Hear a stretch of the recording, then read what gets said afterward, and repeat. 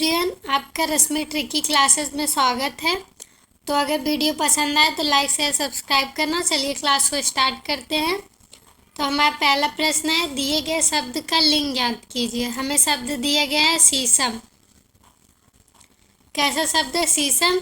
इसमें ऑप्शन है ए pulling, B सहायक क्रिया, सी कारक, डी स्त्रीलिंग। तो यहाँ हमारा सही हो जाएगा ऑप्शन नंबर ए। शीशम कैसा शब्द है? पुल्लिंग। प्रश्न नंबर 2 है, निम्नलिखित शब्दों में से स्त्रीलिंग शब्द ज्ञात कीजिए। ए प्राण, बी चीनी, सी गिरगिट, डी घी। तो यहाँ हमें स्त्रीलिंग शब्द देखना है। इसमें से हमारा स्त्रीलिंग हो जाएगा ऑप्शन नंबर बी चीनी। चीनी कैसा शब्द है? तो एक स्त्रीलिंग शब्द है। प्रश्न नंबर 3 है, ठाकुर का ठकुराइन लिखा गया है तो लाला का क्या होगा? हमारे ऑप्शन है ए ललाइन, बी लालिनी, सी है लालनी, डी है लालिन। तो यहाँ हमारा सही हो जाएगा ऑप्शन नंबर ए, लाला का ललाइन होगा।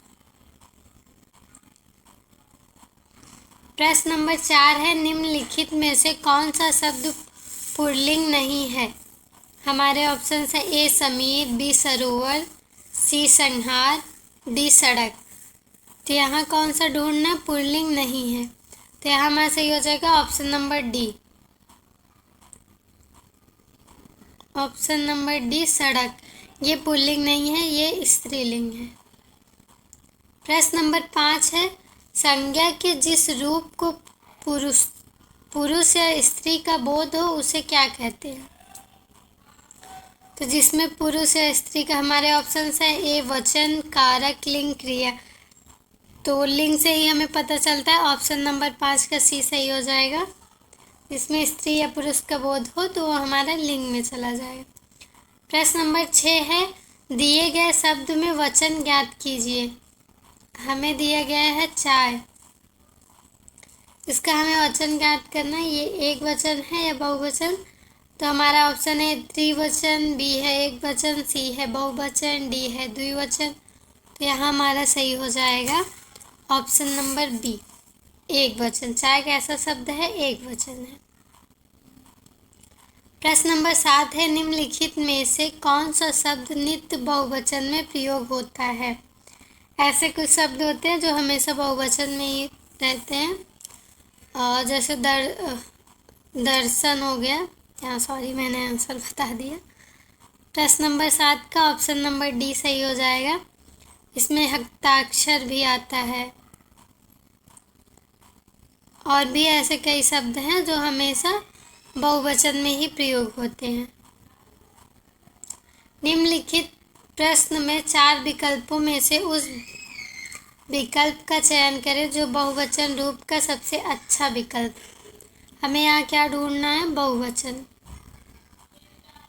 हमारे ऑप्शन से ए बुराई, बी गली, सी अच्छत, डी सोना। यहाँ हमारा सही हो जाएगा सी, अच्छत। ऑप्शन नंबर सी सही हो जाएगा। अच्छत हमारा बहुवचन में आता है। प्रश्न नंबर 9 है, दिए गए शब्द का बहुवचन ज्ञात कीजिए। हमें शब्द दिए गए हैं ऋतु। हमारे ऑप्शन से ए ऋतु, बी ऋतुएं, सी है ऋतुओं, और डी है ऋतुएं। यहाँ चंद्र की बिंदी है, यहाँ नहीं है।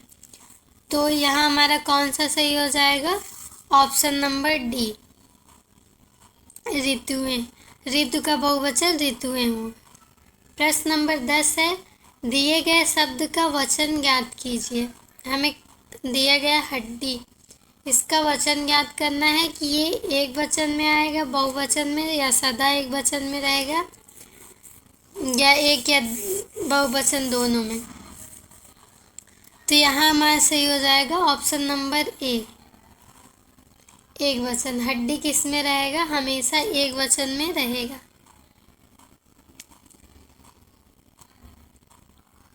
सॉरी, हड्डी एक वचन शब्द है, हमेशा एक वचन में नहीं रहेगा। सम्मिलित कीजिए। यहाँ प्रश्न नंबर 11 है, आ बा दिए गए हैं, इसमें हमें मिलान करना है। तो यहाँ दिया गया है कर्ता कारक, ए का संबंध, ने अधिकरण कारक, कर्म कारक। यहाँ हमारे ऑप्शन भी दिए गए हैं। प्रश्न नंबर 11 का ABCD इसमें ऑप्शन दिए गए हैं मैच करने के लिए। तो यहाँ हमारा आ जाएगा कर्ता ने कर्म को, अधिकरण में पर आता है, संबंध का की के होता है। तो यहाँ हम देख लेते हैं, पहला का आ, दूसरा का छोटा, पहला का आ, दूसरा का छोटा, तीसरा का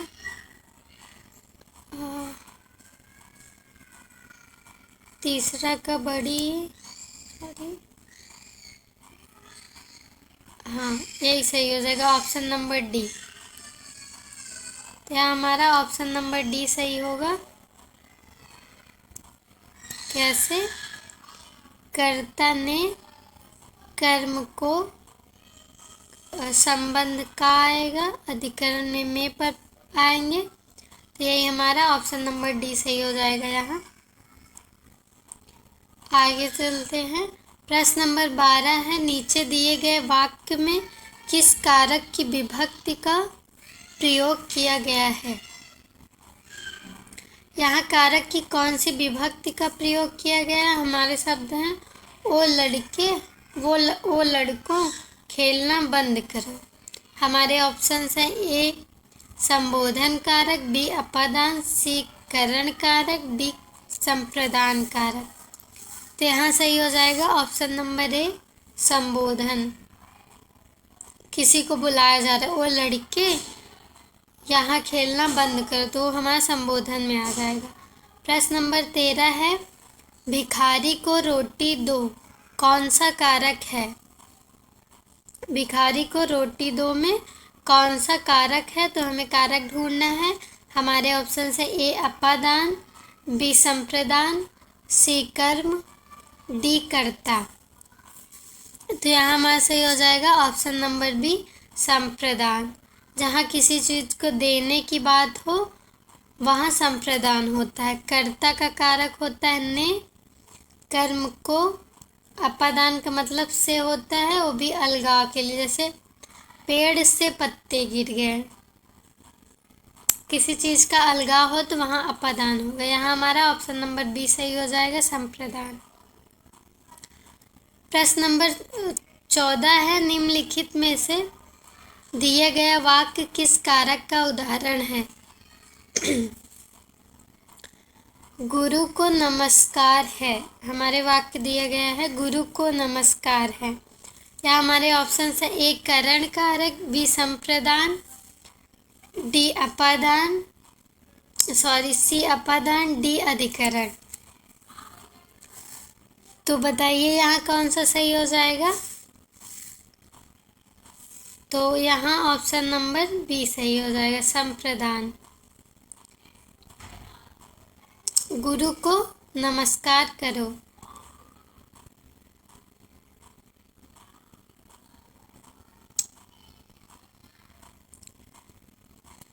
प्रश्न नंबर 15 है, नीचे दिया गया वाक्य निम्न में से किस कारक का उदाहरण है?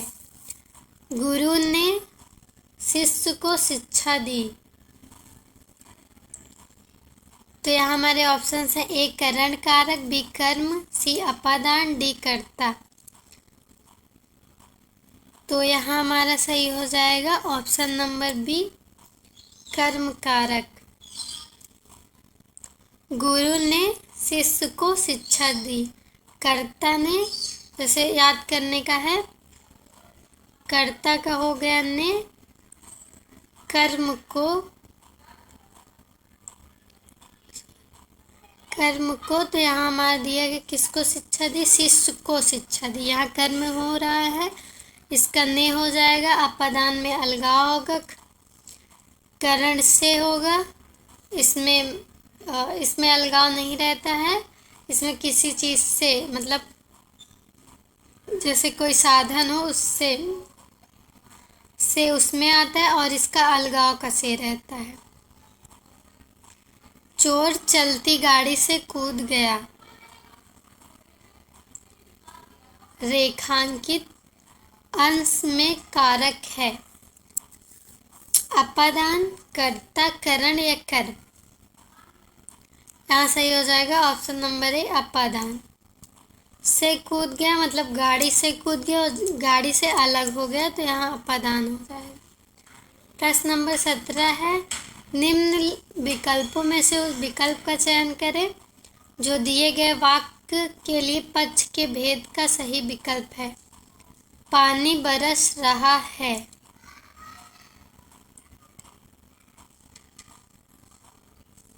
क्या था वहाँ? पानी बरस रहा है।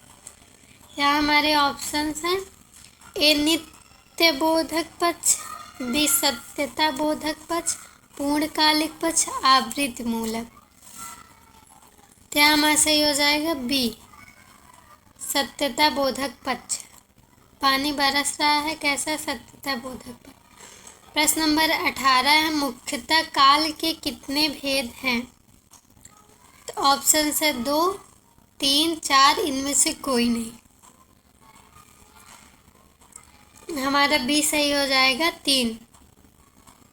वर्तमान काल, भूतकाल, भविष्य काल, 3 काल हैं। 1, 2, 3।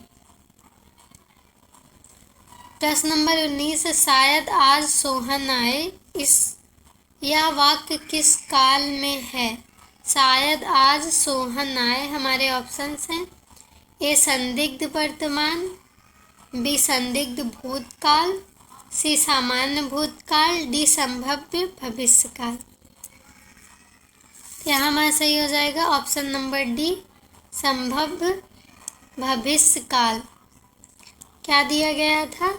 शायद आज सोहन आए। अभी आया नहीं है, आए मतलब भविष्य की बात हो रही है और संभावना दिखाई जा रही है तो यहाँ हमारा संभाव्य भविष्यकाल हो जाएगा ऑप्शन नंबर डी। प्रश्न नंबर 20 है, मैं खाना खा चुकी हूँ। वाक्य में कौन सा क्रिया भेद है? मैं खाना खा चुकी हूँ।